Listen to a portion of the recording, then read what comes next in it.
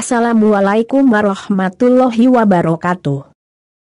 Kami dari kelompok manajemen resiko syariah akan mempresentasikan mengenai materi tersebut, yang telah disusun oleh Ridwan Alamsyah, Muhammad Iqbal, Salsadila, Indah Nurul Fitri, Yana Yulio dan juga Sukma Permana. Jenis dan karakter resiko.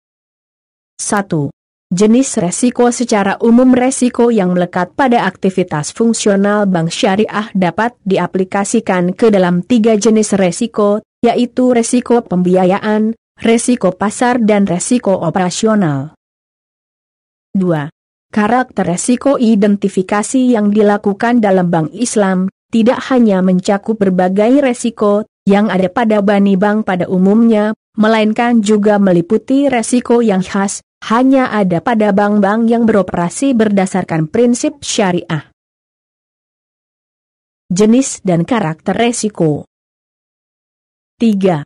Antisipasi resiko. Antisipasi resiko pada bank bertujuan untuk preventif. Dalam hal ini, Bank Islam memerlukan persetujuan DPS untuk mencegah kekeliruan proses dan transaksi dari proses syariah. Di samping itu Bank Islam juga memerlukan opini bahkan fatwa DSN bila Bank Islam memandang persetujuan DPS belum memadai atau berada di luar kewenangannya. B. Detektif. Pengawasan dalam Bank Islam meliputi 2 aspek, yaitu aspek perbankan Bank Indonesia dan aspek syariah oleh DPS. C. Recovery. Koreksi atas suatu permasalahan dapat dilibatkan Bank Indonesia untuk aspek perbankan dan DSN untuk aspek syariah. 4. Monitoring resiko. Aktivitas dalam Bank Islam tidak hanya meliputi manajemen Bank Islam, tetapi juga melibatkan Dewan Pengawas Syariah. Jenis dan karakter resiko. Resiko dalam bisnis tidak dapat ditindakan, namun hanya bisa dikelola saja sehingga dapat meminimalkan dampak dari resiko tersebut. Islam memang bahwa resiko merupakan sebuah sunatullah dalam sebuah bisnis. Konsep dalam Islam menjelaskan bahwa setiap manusia hendaknya memperhatikan apa yang telah diperbuat pada masa lalu untuk merencanakan hari esok dengan tujuan meminimalkan resiko agar lebih baik dari hari kemarin. Hal ini sesuai dengan Al-Quran Surat Al-Hasyr ayat 18. Manajemen pengawasan risiko syariah.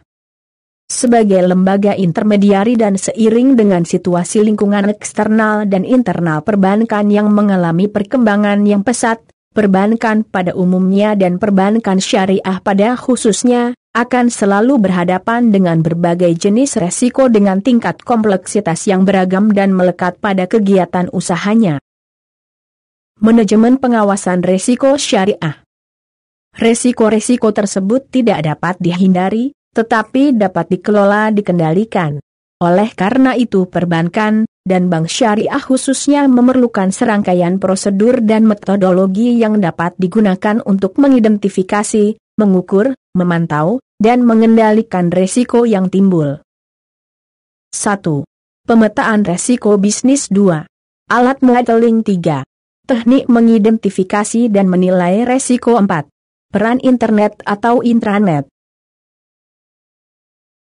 Berdasarkan PBI nomor 1323 PBI 2011 tentang penerapan manajemen risiko bagi bank umum syariah dan unit usaha syariah, terdapat 10 jenis resiko yang dihadapi bank Islam, yaitu resiko hukum, resiko reputasi, resiko strategis, resiko kepatuhan, resiko imbal hasil, dan resiko investasi. 8 resiko utama merupakan resiko umum yang juga dihadapi bank konvensional. Sedangkan 2 resiko terakhir merupakan resiko unik yang khusus bank Islam. Resiko dalam operasional bank syariah.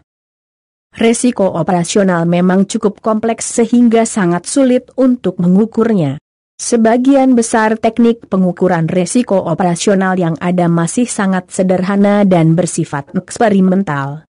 Namun demikian, bank dapat mengumpulkan informasi tentang berbagai jenis dari laporan dan rencana yang dipublikasikan dalam lembaga dalam kurang seperti laporan audit, laporan pengawasan, laporan manajemen, rencana bisnis, rencana operasional, tingkat teror dan lain-lain.